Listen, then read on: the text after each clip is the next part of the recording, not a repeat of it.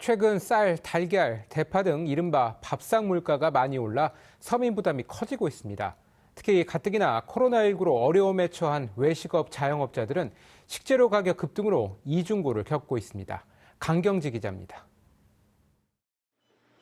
서울 중구에서 국수 전문점을 운영하고 있는 진모 씨. 최근 식재료 가격이 너무 올라 음식점 운영에 어려움을 겪고 있다고 토로합니다. 쌀 같은 경우에는 작년에 코로나 전에는 한 4만 원대 중반대였다가 지금 한 5만 6천 원, 5만 원대 중반으로 올랐고요. 그다음에 김치 같은 경우에는 저희가 국산 김치를 사용을 하는데 10kg에 2만 6천 원이었던 게 지금은 4만 원대로 올랐습니다. 한 달에 이 인상된 부분만 거의 100만 원이 넘게 지금 그 초과 지출이 되고 있고.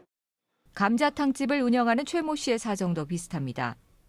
대파가 최고 많이 올랐는데 대파 한 달에 1,000원, 1,500원 했던 게 지금 8,000원까지 갔으니까 이 대파가 회식들이 많아서 수요가 많아진다든지 그런 것도 아니고 추워서 이 작물이 전부 다 죽었다 한들 다른 작물도 그러면 또한 역시 똑같았을 텐데.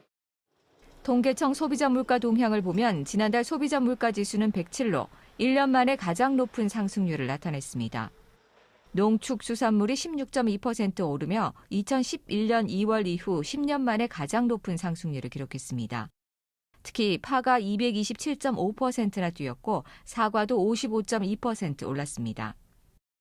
작년에 긴 장마라든지 태풍 등 기상 악화가 있었기 때문에 생산량 자체가 감소가 되었고요. 특히 이제 파 같은 경우는 1월 한파 때문에 지금 생육 기간이 조금 길고 그러다 보니까 많이 상승한 부분이 있습니다.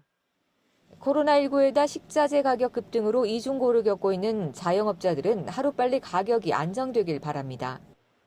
코로나 전에는 어느 정도 이제 쌀값이 올랐다든지 다른 품목들이 오르면은 다시 그 가격으로 안정적으로 돌아갔었는데 이번에는 희한하게 그게 다시 가격이 회귀되지가 않고 그대로 오른 상태로 수개월 동안 지속이 되다 보니까 야채값들 이런 것만 좀 조절을 해줘도 나라에서 계란 하듯이 어느 정도 이렇게 해서 좀 가격 안정을 시켜준다든지.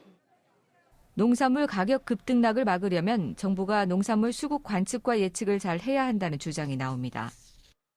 농산물의 수급, 관측과 예측은 정부에서 사실은 해야 될 몫입니다. 농업인들이 실제로 생산해서 수확하는 거하고 정부가 가지고 있는 통계 자료가 너무 차이가 크다 보니까 신뢰를 하지 못하고 있는 것 같습니다.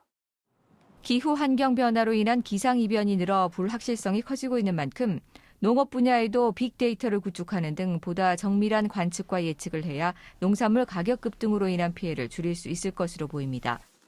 TBS 강경수입니다.